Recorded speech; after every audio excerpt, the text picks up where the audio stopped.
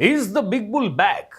શું હર્ષદ મહેતા, કેતન પારેખ જેવું ફરી કોઈ આવ્યું છે શેર બજારમાં? ભારતમાં સવાલ ચર્ચાઈ રહ્યો છે, અને એટલા માટે કારણ કે એક સમયે જે કંપનીની સફળતા કોર્પોરેટ જગતમાં ઉદાહરણરૂપ ગણાતી, જેની પ્રતિષ્ઠા ખૂબ હતી, એણે એક પ્રતિષ્ઠિત રિફાઇનરી ખરીદી, સ્વિસ રિફાઇનરી, અને વૈશ્વિક સ્તરે ડંકો વગાડ્યો. એ રાજેશ એક્સપોર્ટ લિમિટેડ આજે ભારતીય ઇતિહાસના સૌથી મોટા વિવાદમાં ફસાઈ છે, અને એટલે જ એની તુલના થઈ રહી છે the big bull Harshad Mehta સાથે. અને તુલના થઈ રહી છે રાજેશ મહેતાની. સેબીએ કંપની અને એના પ્રમોટર ચેરમેન રાજેશ મહેતા પર ₹15.25 લાખ રૂપિયાની આવકની હેરાફેરી અને છેતરપિંડીના આરોપસર વચગાળાનો પ્રતિબંધ મૂકી દીધો.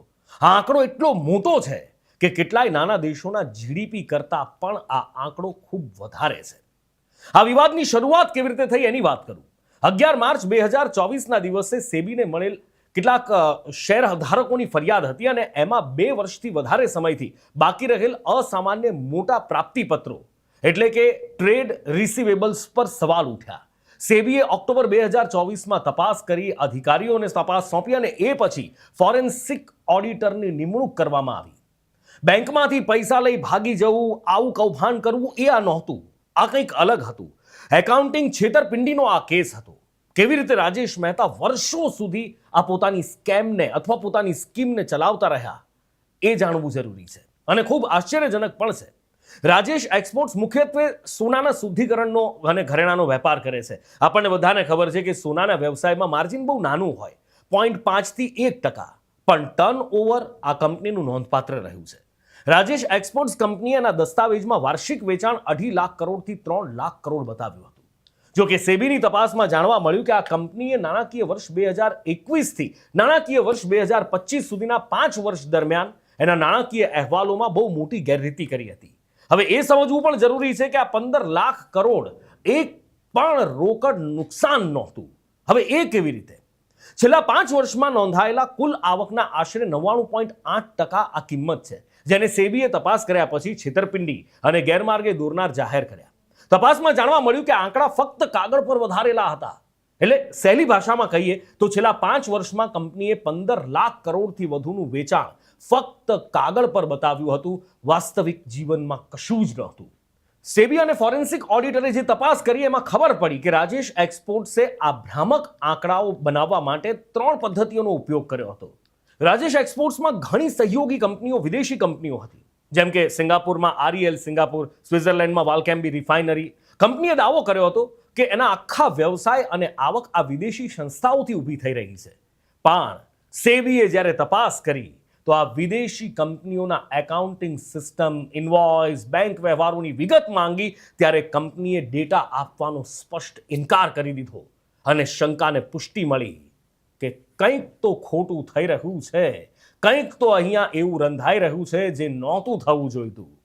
સોનાના વેપારમાં, પરિપત્ર વેપારમાં જોડાવું સરળ છે, જ્યાં એક સોનાનો માલ અથવા તો બિલ 4 કે 5 ડમી કંપનીઓ વચ્ચે ફરતો કરવામાં આવતો. સેબીને શંકા ઉઠી કે રાજેશ એક્સપોર્ટ્સની 97 થી 99% આવક એક સરખી રીતે બનાવવામાં આવી છે, અને બધી જ બનાવટી છે. કંપનીએ 2023માં આફ્રિકામાં સોનાની ખાણમાં 1035 કરોડ રૂપિયાનું રોકાણ કર્યો હોવાનો દાવો કર્યો હતો.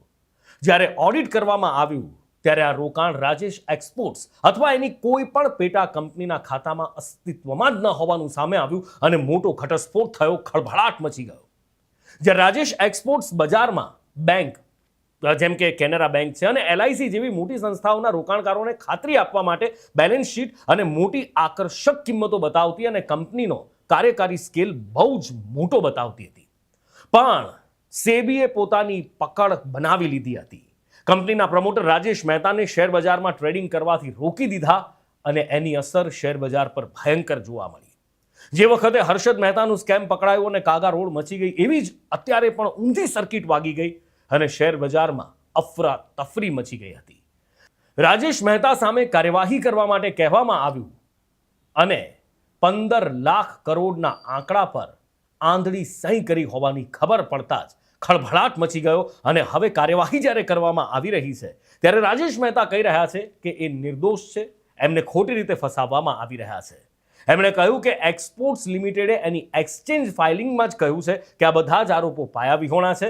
સાથે જ કંપનીએ સેબીનો આદેશ ફક્ત વચગાળાનો એટલે કે પ્રારંભિક હોવાનું પણ કહ્યું છે અને કોઈ અંતિમ નિષ્કર્ષ પર સેબી પહોંચી નથી એવો દાવો રાજેશ મહેતા અને એમની કંપની કરી રહ્યા છે. કંપનીનું કહેવું છે કે આ આંકડા સચોટ છે, ટર્નઓવરને અતિશયોક્તિપૂર્ણ રીતે રજૂ કરવામાં નથી આવ્યું. જે છે એ બધું જ સાચું છે. જો બધું જ સાચું છે તો પછી સવાલ એ થાય છે કે જેમ હર્ષદ મહેતાથી ઘણા બધાને પેટમાં તેલ રેડાયું હતું, એમ શું રાજેશ મહેતાના પણ દુશ્મનો ઊભા થયા હતા? હર્ષદ મહેતા માટે તકલીફ કરી ગઈ હતી એમની લેક્સસ કાર, એમની લક્ઝુરિયસ લાઈફ, સૌથી મોટા ટેક્સપેયર દેશના બનવું. ઘણા બધા મોટા મોટા ઉદ્યોગપતિઓને, બિઝનેસ ટાઇકૂનને એ વખતના આ વાત ગળે નહોતી ઉતરી. એમના પેટમાં તેલ રેડાયું હતું અને હર્ષદ મહેતાએ જે સ્કેમ કર્યા હતા એ એમની નબળી કડી બન્યું. તો ક્યાંક રાજેશ મહેતાએ પણ કંઈક આવું જ કર્યું અને એમની આ નબળી કડીનો કોઈએ ઉપયોગ કરી એમને ફસાવવાનો પ્રયત્ન કર્યો છે, અથવા તો એમના જે સ્કેમ છે એ ઉજાગર કરી એમને બરબાદ કરવાનો કારસો ઘડ્યો છે. જો હા, તો કોણ છે એ ઉદ્યોગપતિઓ, અથવા તો કોણ છે રાજેશ મહેતાના વિરોધીઓ? અને સવાલ એ પણ છે કે જેમ જેમ તપાસ આગળ વધશે, શું Rajesh Mehta another big bull બનશે? આવનારા સમયમાં જ્યારે પાર્ટ 2 બતાવીશું ત્યારે આ બધી જ વિગત એક રિસર્ચ સાથે બતાવીશ. અત્યારે લઉં છું વિદાય.